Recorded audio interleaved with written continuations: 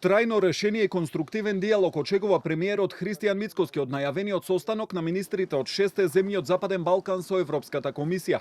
Состанокот е закажан за следната недела и на него треба да се разговара за сите прашања кои ги иницираат транспортерите од регионот, кои во четвртокот вечер се повлекоа од блокадите на граничните премини кон Шенген зоната. Брисел го препозна проблемот и откако го препозна проблемот рече дека има неколку решенија на маса. Јас отприлика имам некакви контури кои би можеле тие да бидат решенија. Ке имаме ние наш став како македонска влада, министерот ке има свој став на тој состанок и предлог, се разбира. И очекувам во еден конструктивен диалог да се донесе трајно решение со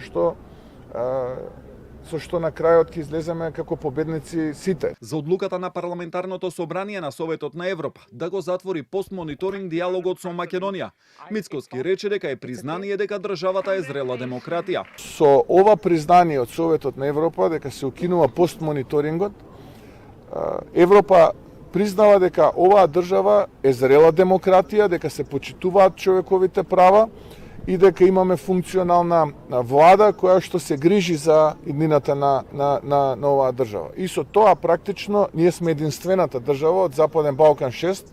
Сите останати земји, вклучително и така наречените фронтранери, се или во мониторинг или во постмониторинг. Само ќе ве потсетам, пред 3-4 месеци земја членка на ЕУ излезе од постмониторингот, тоа е соседна Бугарија. По најавите на еврокомесарката за проширување Марта Кос, дека наскоро ќе бидат објавени конкретни предлози за прием на нови членки во Европската унија, но без целосно право на глас на почетокот, зашто дел од земјите во регионот се согласуваат. Мицкоски најави став откако ќе го види концептот, иако како што вели, став на владата е низ конструктивен диалог да се дојде до решение, независно од тоа колку време ќе е потребно, за да се оствари стратешката цел полноправно членство во Европската унија.